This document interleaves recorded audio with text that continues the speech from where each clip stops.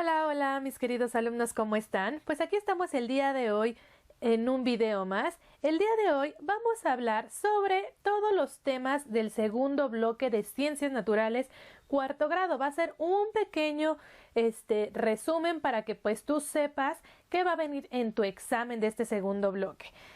El tema de este segundo bloque es cómo somos los seres vivos.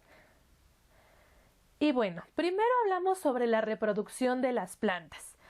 Dice que el conjunto de estambres de una planta con flor constituye el órgano sexual masculino y se le llama androcio. Entonces, aquí tenemos las partes de la flor.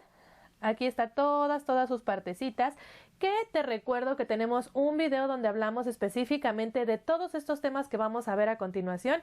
Hay un video de cada tema donde se habla más ampliamente, pero ahorita recuerda que es un pequeño resumen para recordar los conocimientos que aprendiste este segundo bloque.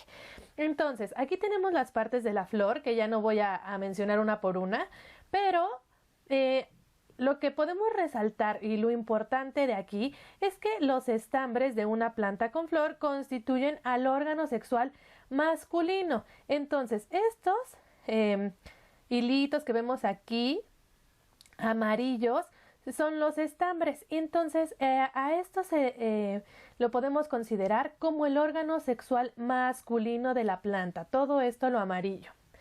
Luego dice que el pistilo o gineceo es el órgano sexual femenino de una planta con flor, o sea, todo este azul que vemos aquí es el órgano sexual femenino.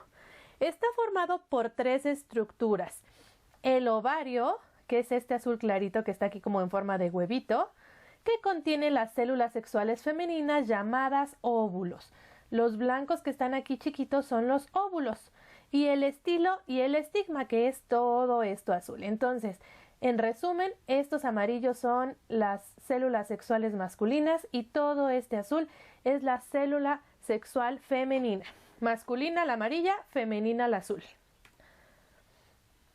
Ok, vimos que hay dos tipos de reproducción en las plantas, la sexual y la asexual. Vamos a empezar con la sexual. Se reproducen a través de la unión de una célula masculina con otra femenina.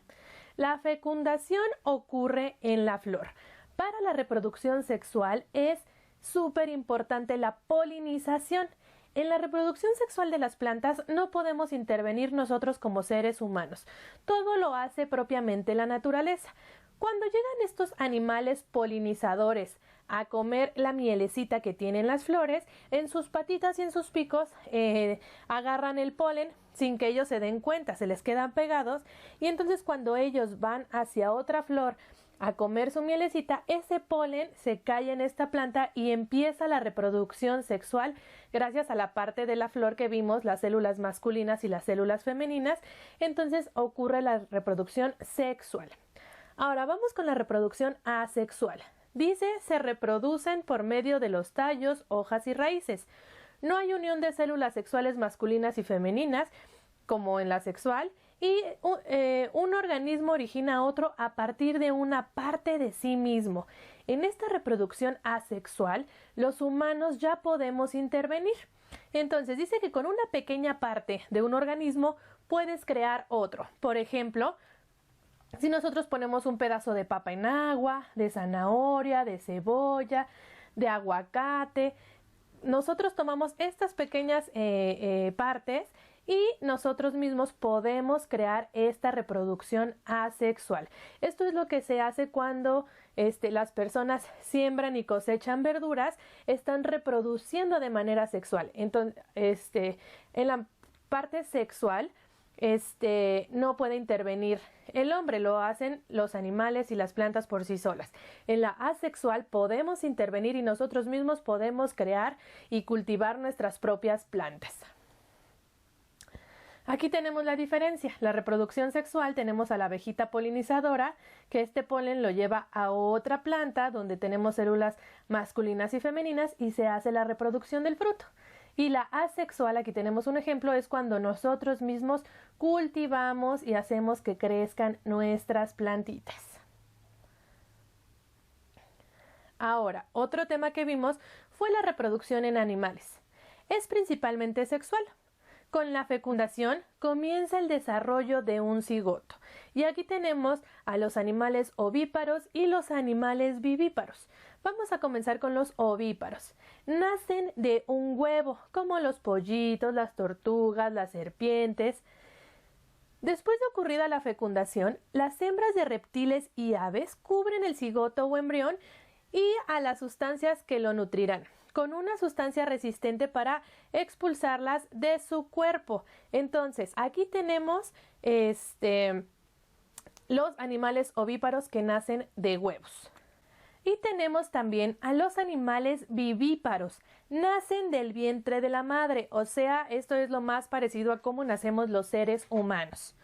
Las hembras de mamíferos desarrollan en su interior el útero y la placenta, con los que protegen y nutren a sus descendientes en desarrollo. Por ejemplo, los mamíferos como los elefantes, algunos otros animales como los borregos, las vacas, los cerditos. Todos estos animales son vivíparos, todos los que nacen del vientre de la madre, y todos los que nacen de huevos son ovíparos. Otro tema que vimos fueron los hongos y las bacterias. Las bacterias y los hongos son seres vivos. El yogur es una mezcla de bacterias llamadas lactobacilos, las cuales producen un ácido con la leche. Entonces, estas bacterias, en cierta forma, nos ayudan a nuestro organismo, sobre todo a protegernos de enfermedades estomacales, y pues lo tenemos en diferentes productos lácteos. Entonces, estas bacterias no son malas. Las levaduras son un tipo de hongos que ayudan a la fermentación de algunas sustancias. Nosotros sabemos que las levaduras ayudan sobre todo en el pan, cuando horneamos pan o galletas, hacen que se esponje. Entonces, este es un tipo de hongo también, bueno, porque nos ayudan a la fermentación de algunas sustancias que se ocupan en los alimentos. Pero también algunos microorganismos resultan perjudiciales, o sea, no todos los hongos y bacterias son buenas, pues algunos pueden descomponer los alimentos, como lo vemos en la imagen. La función de los hongos y las bacterias son descomponer la materia para volverla a reintegrar a la naturaleza. Entonces, como por ejemplo los frutos, cuando los dejamos mucho tiempo, estos hongos empiezan a descomponer la materia para reintegrarla a la naturaleza. Entonces, si nosotros comemos algo echado a perder o con hongos, obviamente nos va a causar daño. Entonces, en conclusión, hay hongos y bacterias buenos y hay hongos y bacterias malos. Ahora, otro tema fue el ecosistema. El ecosistema es un conjunto de seres vivos y condiciones ambientales relacionados estrechamente y que comparten un determinado lugar. Estos factores son la luz solar, el suelo, el agua, los nutrimentos, la temperatura, el aire, la flora y la fauna. Cada ecosistema tiene características en común. Por ejemplo, el desierto tiene mucha luz solar, sus plantas necesitan poca agua, igual que sus animales, es muy seco, dependiendo el ecosistema, es el tipo de flora y de fauna que existen en estos lugares. Por ejemplo, no podemos tener un oso polar que está acostumbrado a tener un pelaje muy grueso para soportar el frío, que necesita mucha agua, no lo podemos tener en un desierto porque se moriría. Al igual que una serpiente, no la podemos tener en el polo norte porque necesita de sol, no aguanta tan bajas temperaturas porque su piel no es resistente al frío. Entonces, cada ecosistema debe de tener su propia fauna, su propia flora, los factores que necesitan, como la luz del sol, el agua, etc. El ser humano utiliza la naturaleza para su desarrollo y progreso, aunque muchas veces lo hace de forma excesiva. Nosotros sabemos que el ser humano necesita forzosamente de todos los elementos de la naturaleza, pero a veces abusamos de estos elementos y entonces, en lugar de que pase algo bueno, nosotros mismos estamos haciendo que el planeta vaya perdiendo flora, fauna, estamos acabando con los árboles, con el agua, y entonces estamos perjudicando severamente a nuestro planeta. La calidad de agua es vital para los seres vivos presentes en los ecosistemas. Es uno de los factores más importantes y que todos necesitamos, el agua. Y por último, vimos las cadenas alimentarias. Sabemos que las cadenas alimentarias quiere decir que todos necesitamos de otros seres vivos para poder subsistir. Entonces, el único ser vivo que no necesita de otros como tal para subsistir, o sea, no necesita comerse a otros elementos de la naturaleza, pues son las plantas. ¿Por qué? Porque el sol alimenta a las plantas. Las plantas no necesitan comerse a otros para vivir, solamente necesitan la luz del sol. Las plantas crecen y pues hay consumidores, animales que consumen plantitas, que son los herbívoros.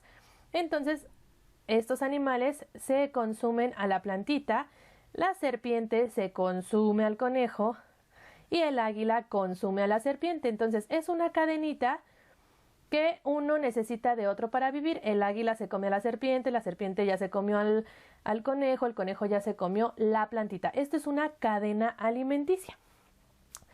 Pero vamos a ver cuáles son los organismos de una cadena trófica. Una cadena trófica pues es la cadena alimenticia. Tenemos diferentes tipos de organismos. Tenemos los productores, los consumidores y los descomponedores. ¿Cuáles son los organismos productores?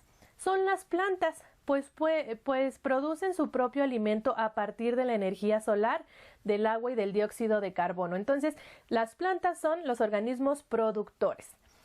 Tenemos los organismos consumidores. Son incapaces de producir sus propios alimentos. Estos son totalmente diferentes a las plantas. Y en los consumidores tenemos los consumidores primarios, los consumidores secundarios y los consumidores terciarios. Los consumidores primarios son los que se alimentan directamente de las plantas, o sea, los herbívoros. Por ejemplo, aquí tenemos al conejo. Es un consumidor primario porque es un animal herbívoro que se alimenta directamente de la planta. Tenemos los consumidores secundarios. Se alimentan de los herbívoros, o sea, de estos animalitos que comen plantas. Y también se les puede llamar carnívoros primarios. Y tenemos el ejemplo de la serpiente. La serpiente se alimenta de un animal herbívoro. Y por último tenemos al consumidor terciario. Se alimentan de los carnívoros primarios, o sea, de estos. Y a estos terciarios se les llama también carnívoros secundarios. Y tenemos el ejemplo del águila. El águila se come a los carnívoros primarios, o sea, a este animalito, y los carnívoros primarios se comen a los herbívoros. Y por último tenemos a los organismos descomponedores. Descomponen los organismos muertos para reintegrar la materia al ambiente. Y aquí podemos poner de ejemplo a los hongos y a las bacterias. Como su nombre lo dice, descomponen organismos muertos para reintegrarlos al medio ambiente. Entonces, pues hasta aquí el video del día de hoy. Espero que te sirva mucho para tu examen de este segundo bloque y nosotros nos vemos en el siguiente video. Yo te mando muchos besos. Bye.